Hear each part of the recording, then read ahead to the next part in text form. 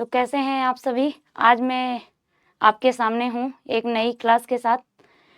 तो बताइए, सभी को गुड इवनिंग, सभी को नमस्कार, सभी को राम राम। तो आज की जो क्लास है हमारी वो पिछली ही क्लास से रिलेटेड है। कुछ क्वेश्चन है RTE 2009 जो हम पढ़ चुके हैं थ्योरी, उसी से रिलेटेड क्वेश्चन है।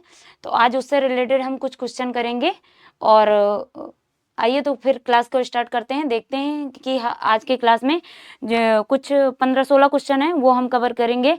तो आप लोग कमेंट करके बताइएगा कि आपके कितने क्वेश्चन सही हुए।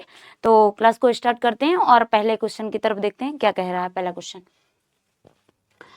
तो पहला क्वेश्चन जो आज हमारा है वो कह रहा है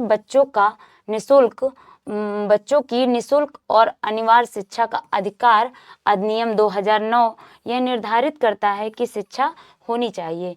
यानी कि RTE एक्ट निर्धारित करता है कि शिक्षा कैसी होनी चाहिए। पहला ऑप्शन क्या कह रहा है, शैक्षिक विषयों तक सीमित होनी चाहिए, लगातार परीक्षण द्वारा सावधानी पूर्वक निगरानी करके होनी चाहिए, या सी ऑप्शन कह रहा है एक बच्चे के अनुकूल तरीके से गतिविधियों के माध्यम से होनी चाहिए। चौथा ऑप्शन हमारा क्या कह रहा है, अतिरिक्त कोचिंग द्वारा समर्थित होनी चाहिए। कैसी होनी चाहिए हमारी शिक्षा, तो इसका ऑप्शन नंबर सही हो जाएगा, ऑप्शन नंबर सी इसका सही हो जाएगा आंसर। कैसी होनी चाहिए, गतिविधियों के माध्यम। शिक्षा कैसी होनी चाहिए, गतिविधियों के माध्यम से होनी चाहिए। गतिविधियों के माध्यम से बच्चे जल्दी सीखते हैं और टीचर के साथ कनेक्ट रहते हैं, डरते नहीं हैं। और भी बहुत सारी चीज़ें होती हैं कि थोड़ा सा हिचकिचाते नहीं हैं, खेल खेल में बच्चे जल्दी सीख जाते हैं। अगला क्वेश्चन देखते हैं। क्वेश्चन नंबर क्या है आपके सामने, 2 है। देखते हैं क्या कह रहा है। शिक्षा का अधिकार अधिनियम RTE 2009 द्वारा आदेशित डैश विद्यालय के कामकाज की निगरानी के लिए माता पिता को सशक्त बनाने के लिए शिक्षा प्रणाली में जवाबदेही सुनिश्चित करने में महत्वपूर्ण भूमिका निभाती है। आगे ऑप्शन देखते हैं। ऑप्शन नंबर ए है विद्यालय प्रबंधन समितियां और विद्यालय निगरानी केंद्र, विद्यालय बैठक केंद्र, अच्छा दोनों ऑप्शन एक हो गए हैं, तो ये तीनों ऑप्शन हमारे गलत हो जाएंगे। हमारा कौन सा ऑप्शन सही होगा, ऑप्शन नंबर ए सही हो जाएगा, विद्यालय प्रबंधन समिति। इसे हम कहते हैं SMC के नाम से जानते हैं। तो ऑप्शन नंबर कौन सा सही हो जाएगा हमारा, ए। अगला क्वेश्चन देखते हैं। तैयारी सहित शिक्षण के लिए एक प्राथमिक विद्यालय में एक शिक्षक के लिए RTE अधिनियम 2009 में प्रति सप्ताह काम करने के घंटों की न्यूनतम संख्या क्या निर्धारित की गई है।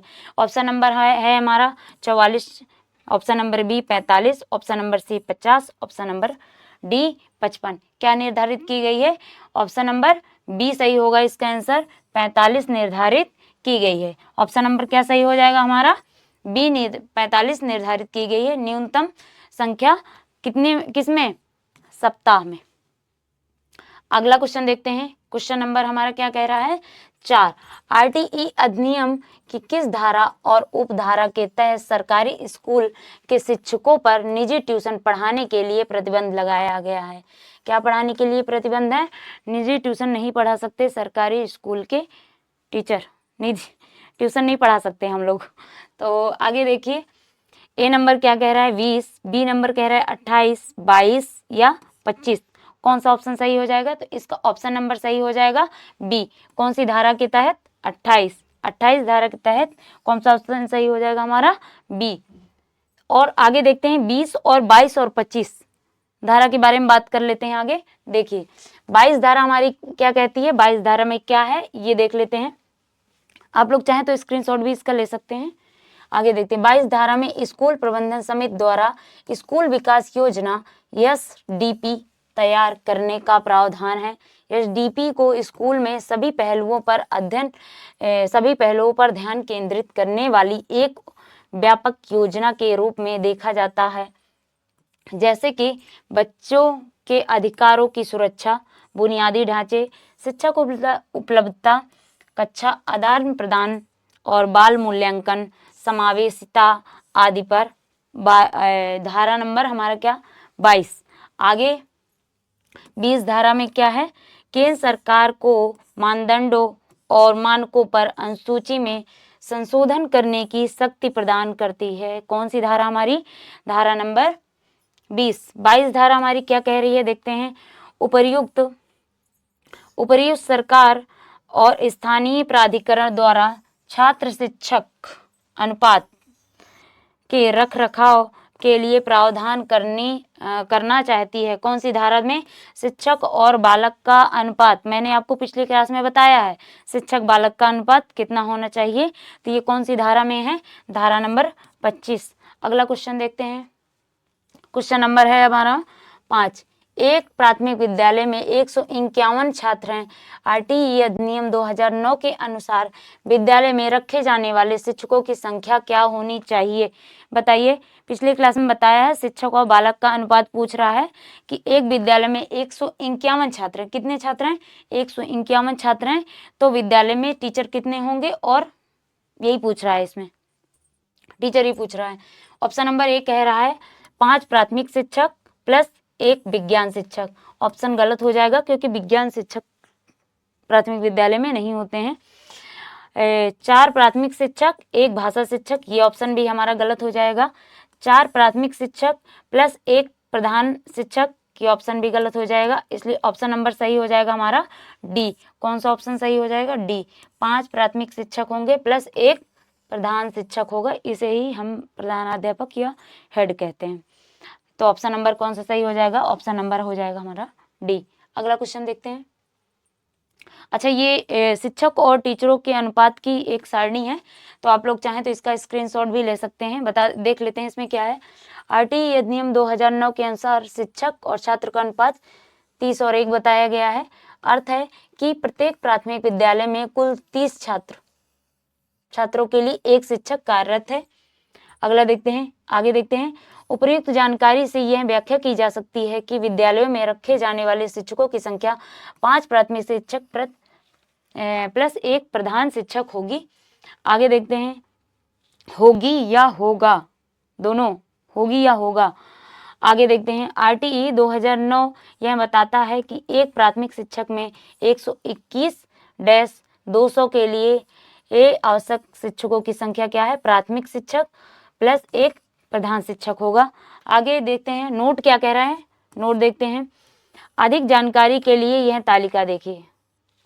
अगर अधिक जानकारी चाहिए तो यह तालिका देखिए कि कितने टीचर होने चाहिए, तो कितने बच्चे होने चाहिए तो कितने टीचर होने चाहिए। आइए देखते हैं क्या है। यहाँ लिखा है छात्रों की संख्या, यहाँ लिखा है आवश्यक शिक्षकों की संख्या। यहाँ दिया है 60 छात्रों तक 2 शिक्षक, यानी कि 30 और 30। एक शिक्षक पर कितने छात्र? 30 छात्र, जो आपको बताया गया है 30:1। ये है प्राथमिक विद्यालय के लिए। क्या? प्राथमिक के लिए। उच्च प्राथमिक के लिए अलग है, बता दिया है आपको। उच्च प्राथमिक के लिए कितना है वो आप मुझे कमेंट करके बताइएगा कि उच्च प्राथमिक के लिए अनुपात मैंने आपको क्या बताया था पिछली क्लास में। आगे देखते हैं, 61 और 90। यहाँ कंफ्यूज मत होइएगा। 61 और 90 छात्र पर 3 शिक्षक। जैसे कि आप कहें कि 3 शिक्षक कैसे हो गए? 61 प्लस 90 -90 कैसे हो गया? तो ये ऐसे है कि देखिए, जैसे कि 60 पर कितने छात्र थे, कितने शिक्षक थे? 2 शिक्षक थे 60 पर। 61 और 90 के बीच में, 61 और 90 के बीच में 30 बच्चे का जो प्लस है, उसमें अगर 30 से कम भी हैं, जैसे 2 4 6 बच्चा 10 बच्चा भी है एक्स्ट्रा, तो हमारा तीसरे शिक्षक की जगह हमारे स्कूल में खाली होती है। और जब भी वैकेंसी आती है तो उस लिस्ट में हमारे विद्यालय का नाम होता है कि यहाँ पर 30 बच्चे भले नहीं हैं, लेकिन 15 बच्चे 60 से ज़्यादा हैं, तो इस वजह से आपको यहाँ एक नया शिक्षक आ जाएगा, ये बता रहा है। इसी तरह आगे देखते हैं, 91 प्लस 120 छात्र पर 4 शिक्षक हो गया। 121-200 पर 5 शिक्षक और 1 प्रधान शिक्षक हो जाएगा। ठीक है, आगे देखते हैं, ये नीचे एक पॉइंट लिखा हुआ है, 200 से अधिक छात्र प्रति 40 छात्र, 1 शिक्षक और 1 प्रधान शिक्षक। एक चीज ध्यान रखिएगा जरा, इधर देखिएगा सब लोग। जैसे कि ये बोल रहा है कि अगर 200 आपके स्कूल में अगर 200 बच्चे हैं, अगर 200 बच्चे हैं तो कितने छात्र रहेंगे और कितने शिक्षक रहेंगे? तो जैसा कि आपको बताया है कि अगर 200 से नीचे हैं, अगर 200 से नीचे हैं 200 तक हैं, यानी कि अगर 200 से प्लस हैं तो अनुपात हमारा बदल जाता है, फिर 30 अनुपाते नहीं होके 40 बच्चों पर एक टीचर हो जाता है। अगर 200 से प्लस हैं, कोई भी अगर प्राथमिक विद्यालय भी है तो भी अनुपात हमारा बदल के क्या हो जाएगा, 40 अनुपाते 1 हो जाएगा। समझ में आ गया सबको? आगे देखते हैं, अगला क्वेश्चन पे चलते हैं, क्या कह रहा है। क्वेश्चन नंबर है हमारा 6वां। शिक्षा का अधिकार अधिनियम आरटीई 2009 के द्वारा अधिदेशित विद्यालय के कामकाज की निगरानी के लिए माता पिता को सशक्त बनाने के लिए शिक्षा प्रणाली में जवाबदेही सुनिश्चित करने में महत्वपूर्ण भूमिका निभाती है। कौन महत्वपूर्ण भूमिका निभाती है, जरा बताइएगा। ऑप्शन नंबर क्या कह रहा है, विद्यालय प्रबंधन समिति, विद्यालय निगरानी केंद्र, विद्यालय बैठक केंद्र, विद्यालय प्रबंधन परिषद। कौन महत्वपूर्ण भूमिका निभाती है? तो इसका ऑप्शन नंबर सही हो जाएगा ऑप्शन नंबर ए, विद्यालय प्रबंधन समिति। ये ऑप्शन गलत हो जाएंगे। ये माता पिता को सशक्त बनाने के लिए जो विद्यालय प्रबंधन समिति है ये महत्वपूर्ण भूमिका निभाती है, इसलिए ऑप्शन नंबर हमारा सही हो जाएगा ऑप्शन नंबर ए। अगले क्वेश्चन पर चलते हैं। क्वेश्चन नंबर 7 हमारा कह रहा है, आरटीई अधिनियम 2009 के अनुसार एक शैक्षणिक वर्ष में कक्षा 6वीं से 8वीं तक निर्दिष्ट अनुदेशनात्मक घंटों की न्यूनतम संख्या कितनी होनी चाहिए? Option number A 1000, option number B 800, option number C 1200, option number D 900। कितनी होनी चाहिए बताइए जरा। 6 से 8 तक पूछ रहा है, ध्यान रखिएगा, गलती मत करिएगा, 6 से कंफ्यूज मत होइएगा, 6 से 8 तक पूछ रहा है तो 6 से 8 तक के लिए हमारा ऑप्शन नंबर सही हो जाएगा ऑप्शन नंबर ए सही हो जाएगा। कितना? 1000। और प्राथमिक विद्यालय के लिए कितनी होगी? 800 होगी। कहाँ तक के लिए? 1 से 5 तक के लिए। अगला क्वेश्चन देखते हैं। 8वां क्वेश्चन कह रहा है, शिक्षा के अधिकार अधिनियम के तहत निजी स्कूलों में कितने प्रतिशत बच्चों को निःशुल्क दाखिला दिया जाएगा? बताइए जरा, कितने % बच्चों को निःशुल्क दाखिला दिया जाएगा? ये भी पिछली क्लास में बताया गया है, कितने % बच्चों को निःशुल्क दाखिला दिया जाएगा। 15, 20 या 25 या 30? कौन सा ऑप्शन सही हो जाएगा बताइए जरा। तो इसका ऑप्शन नंबर सही हो जाएगा ऑप्शन नंबर सी। क्या सही होगा? 25%। ए गलत हो जाएगा, बी भी गलत है हमारा, 30 भी नहीं होगा, इसलिए ऑप्शन नंबर सी हमारा सही आंसर हो जाएगा ऑप्शन नंबर सी 25%। आगे देखते हैं, आगे क्वेश्चन क्या कहता है। क्वेश्चन नंबर 9 क्या कह रहा है, भारत के संविधान में निम्नलिखित में से कौन सा अनुच्छेद 6 से 14 वर्ष की आयु के बच्चों की शिक्षा के मौलिक अधिकार, कौन से अधिकार? मौलिक अधिकार के बारे में है। कौन सा मौलिक अधिकार के बारे में है बताइए जल्दी से। ऑप्शन नंबर ए अनुच्छेद 45, अनुच्छेद 42, अनुच्छेद 21 ए, अनुच्छेद 51 बी। कौन सा ऑप्शन सही हो जाएगा? इसमें सही होगा ऑप्शन नंबर सी, इसका सही आंसर हो जाएगा ऑप्शन नंबर सी, अनुच्छेद 21 ए, इसका ऑप्शन नंबर सी हो जाएगा। अगला क्वेश्चन देखते हैं। क्वेश्चन नंबर 10 पर आते हैं। क्या कह रहा है, निःशुल्क और अनिवार्य बाल शिक्षा अधिनियम 2009 में बच्चों के अधिकार के अनुसार शिक्षकों को निम्न में से किसके लिए नियोजित नहीं किया जा सकता? किसके लिए नियोजित नहीं किया जा सकता है बताइए जरा। बच्चों के अधिकार के अनुसार शिक्षकों को निम्न में से किसके लिए नियोजित नहीं किया जाता है, यानी कि ड्यूटी टीचरों की कहाँ नहीं लगाई जा सकती, ये बता दूं। ध्यान रखिएगा, नहीं पूछ रहा है, कंफ्यूज मत होइएगा, नहीं पूछ रहा है। ए नंबर कह रहा है 10 वार्षिक जनगणना के लिए तो यहाँ लगाई जाती है, इसलिए ये ऑप्शन नंबर गलत हो जाएगा क्योंकि वो नहीं पूछ रहा है। इसलिए आपदा राहत कार्य पर लगाई जाती है। कोरोना पे तो हम लोगों की ड्यूटी लगी हुई थी, कोरोना पे तो लगाई ही गई थी, तो इसलिए वो जैसे कि कोई भी आपदा होगी तो उसमें शिक्षकों की ड्यूटी लगाई जाती है। चुनाव से संबंधित कार्य, चुनाव तो बिना टीचरों के हो ही नहीं सकते, तो ये भी गलत हो जाएगा। इसलिए ऑप्शन नंबर नहीं पूछ रहा कौन कहाँ नहीं लगाई जाती, तो पल्स पोलियो कार्यक्रम में शिक्षकों की ड्यूटी नहीं लगाई जाती, इसलिए ऑप्शन नंबर कौन सा सही हो जाएगा? ऑप्शन नंबर डी सही आंसर हो जाएगा। अगला क्वेश्चन देखते हैं। 10 के बाद डायरेक्ट गलती से हो गया, 1 मिनट।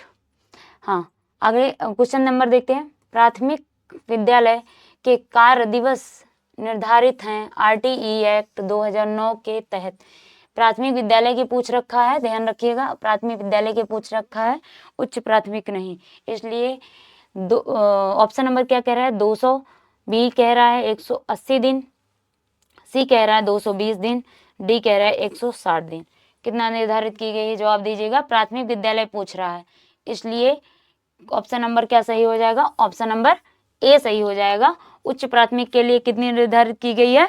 इसमें कमेंट करके जरूर बताइएगा। आप लोग कमेंट करके बताइएगा कि उच्च प्राथमिक के लिए कितने कार्य दिवस निर्धारित किए गए हैं। ठीक है, तो अगले क्वेश्चन पर चलते हैं। इसका आंसर हो जाएगा ऑप्शन नंबर ए, 200 दिन। अगला देखते हैं। विद्यालय प्रबंधन समिति में महिलाओं की संख्या कितने % होनी आवश्यक है? बताइए जरा, कितने % होने आवश्यक है? 50%, 75%, 25% या 20%? कितने % होना आवश्यक है? पिछली क्लास में मैंने आपको बताया भी है इसका परसेंटेज कि महिलाओं की संख्या कितने % होनी चाहिए। तो महिलाओं की संख्या कितनी % हो चाहिए? इसका ऑप्शन नंबर ये 75 गलत हो जाएगा, ये भी गलत हो जाएगा, 25% नहीं होगी, 20%, इसलिए इसका ऑप्शन नंबर सही हो जाएगा 50% होनी चाहिए। ए नंबर इसका सही आंसर होगा। अच्छा, ये 75% पूरे अभिभावकों की होगी। क्या होगी? 75% जो संख्या है ये अभिभावकों की होगी, पूरे अभिभावक होंगे इसमें। और महिलाओं की संख्या कितनी होगी?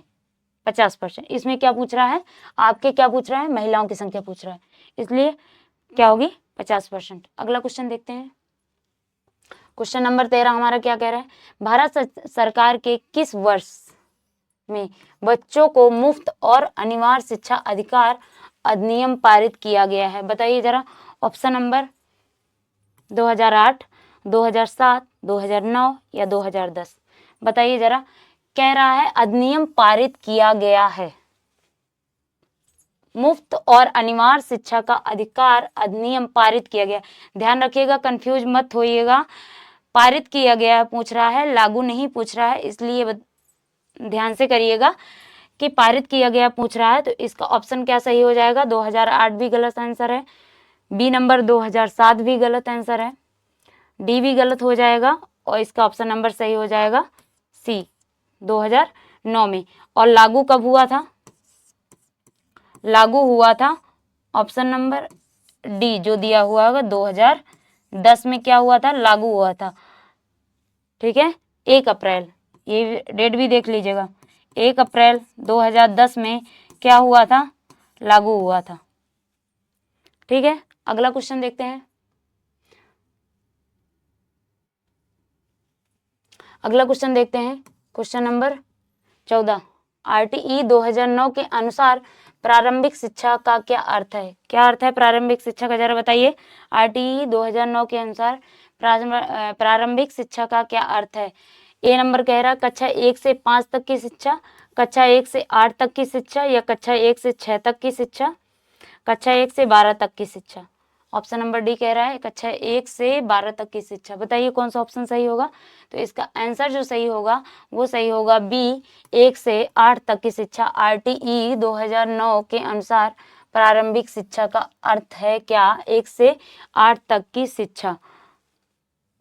तो इसका नाम ऑप्शन नंबर कौन सा सही हो जाएगा? ऑप्शन नंबर बी सही हो जाएगा। अगला क्वेश्चन देखते हैं। ठीक, तो आज की ये जो क्वेश्चन है आप कमेंट करके बताइएगा कि आपके कितने क्वेश्चन सही निकले हैं।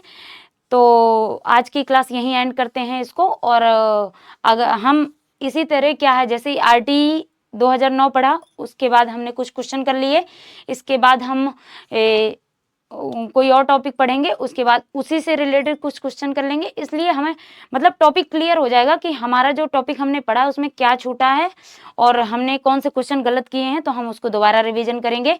इसलिए सबको गुड नाइट और शुभ रात्रि। सभी को मेरा नमस्कार। और वीडियो अच्छी लगी हो तो चैनल को सब्सक्राइब करें, लाइक करें। इसलिए नमस्कार, थैंक यू।